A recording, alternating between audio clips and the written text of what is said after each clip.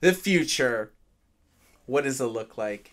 In a year from now, Peter, are e-readers going to be, as we know it, going to be still a thing? Is it going to be color e-paper? Is it going to exist? Are we just going to be reading on our phones and tablets?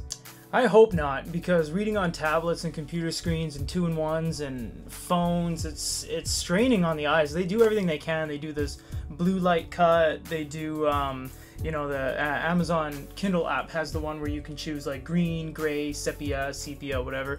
They do what they can, but backlight is backlight. That's the reason e-readers work so good, is because it has a front light. It's not emitting in your face. Yeah. So I sure hope e-readers are around for much longer. It just kind of feels like they're maxed out, like their audio's coming back, and they got the best glow lights we've ever seen, this flush screen and bezels now. So I hope they haven't hit their peak. I hope color makes its way back in. We haven't seen color since the JetBook, and Pocketbook had an iteration of it or something, and that's just been years since color's made its way. So yeah, I don't know. I don't know if so. e-readers will be around in a decade. Yeah. I've seen a lot of patents lately about foldable things that are like this. Then you pull it out, and it's like an actual screen. I've seen like a lot of like people filing for patents that it's like a dual screen phones that you open and close like a book. Right. A phone that will actually, you could pull out,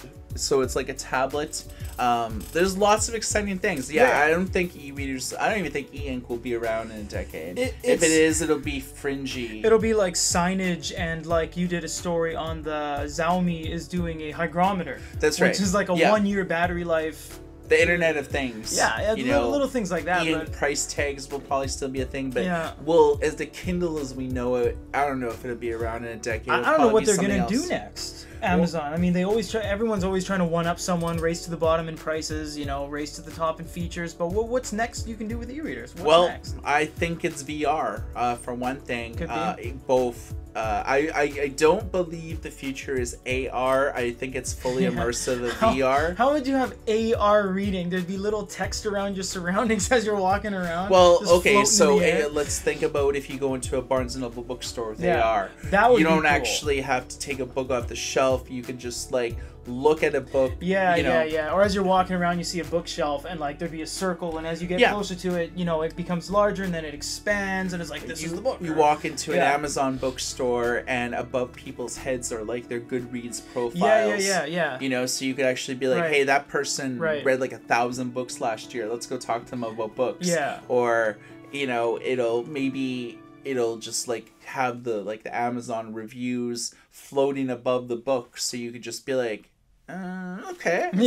Grab it. 10,000 reviews. That's probably good. It could be like that, but I think fully immersive VR, like the new HTC Vive 2, the Oculus Go, the growing trend with VR right now, at least, is to untether it from your PC, because like the Oculus Rift needed multiple like cables plugged into like USB-C. The original HTC Vive, I believe it is, the Pro, it tethered to your computer, but a lot of them now, let's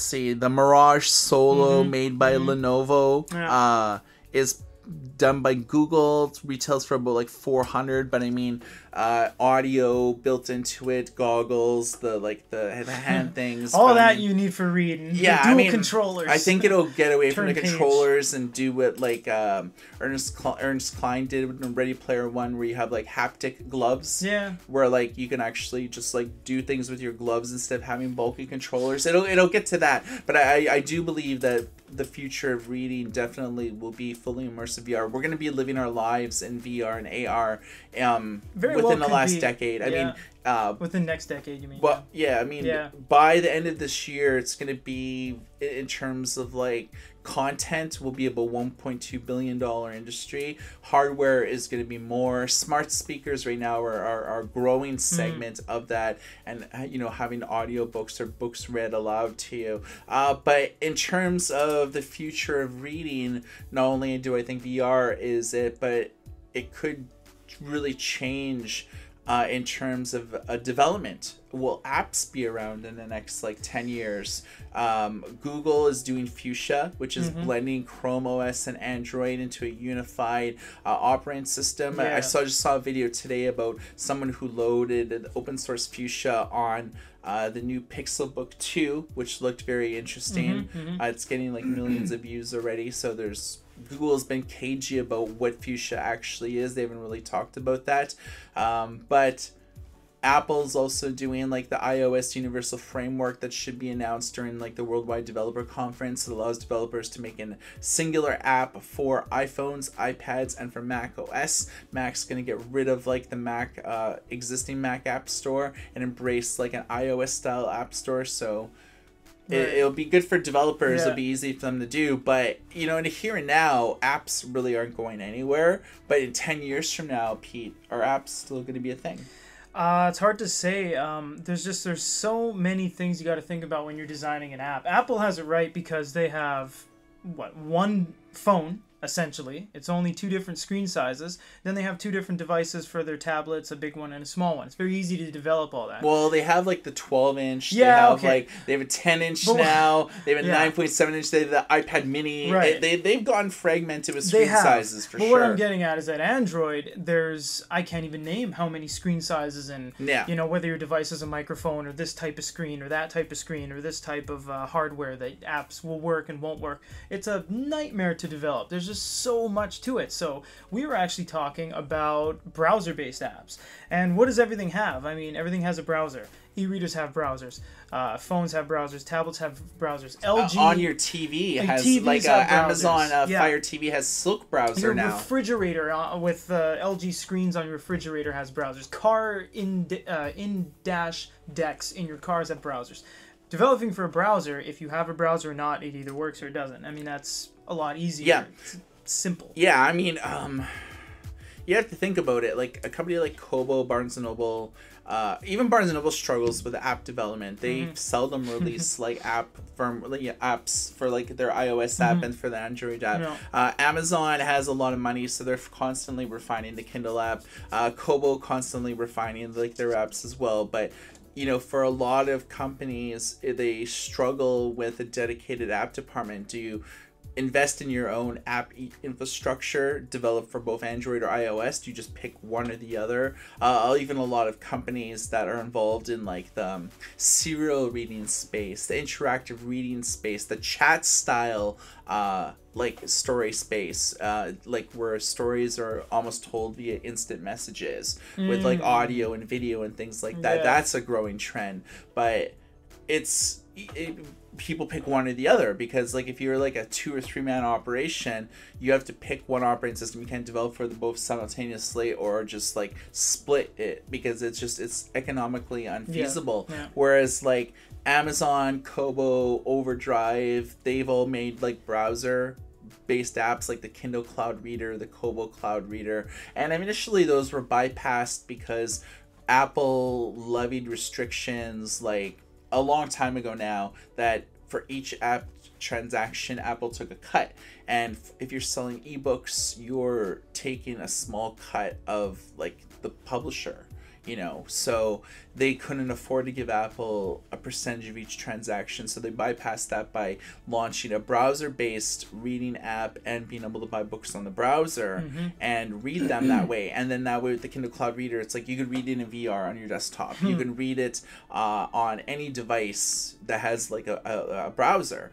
And so that might be a good indication on the way that the future is going, getting away from dedicated e-reading apps and doing more of like an HTML5 interactive like browser-based app, because then you're just developing for like one platform in essence.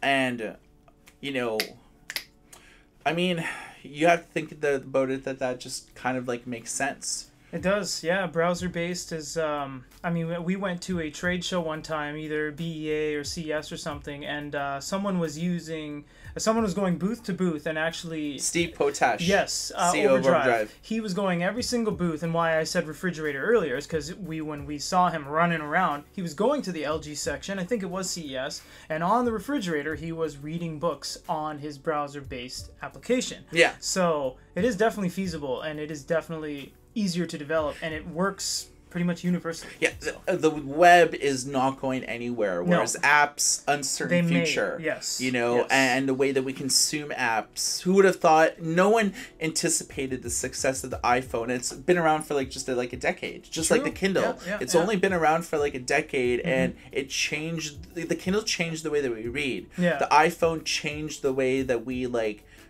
Instead of just picking up a phone and talking to people, which is phones have always been like that, it's text messaging, it's like playing apps, playing games, discovering new things. If you think about the web's been around for like a lot longer, but for the vast majority of the web's lifespan, it's Flash. And then Flash started getting phased out because, I mean, just all the security vulnerabilities. Like, you know, you have to live under a rock to be like, to see an article a few years ago about another Flash vulnerability, and then Adobe had to issue like a thing, and then everyone had to update it, Shockwave type things, Flash games type sites, and now everything's started gravitating to like WordPress, HTML5, like responsive mobile design has been like the big trend right now with the apps, with like the modern web. Developing for like the web is probably the way to go.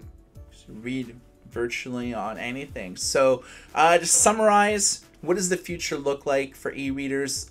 Whether they're around in the next decade remains to be seen. I don't think that e-readers as we know it will be around in a decade. We'll be consuming books in totally different ways. I don't believe it'll be apps. I think it'll be VR or the modern responsive web. Phones will become lighter and slimmer, more modular in their design.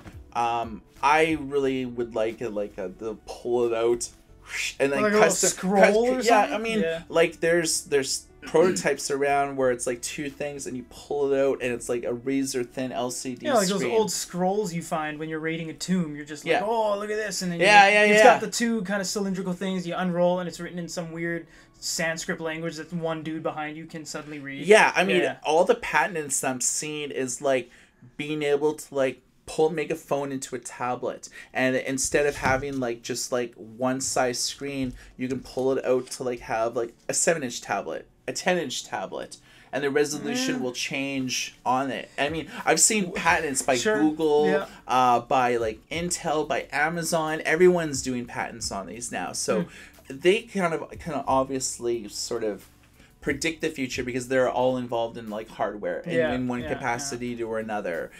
Chip design, you know, Intel's doing it because obviously if you're going to be able to do something like that, you have to make chips like lighter, almost bendable. Motherboards, you know, all like the transistors and stuff like that. What do you think the future of reading is going to be like? Do you think it'll be like anything that we've covered in this video? Have we missed anything? Drop a comment below. We'd love to hear from you. In a future video, we'll read some of your comments back and tell everyone what you guys think. For GoodEreader.com, my name is Michael. This is Peter. Everybody, see you later.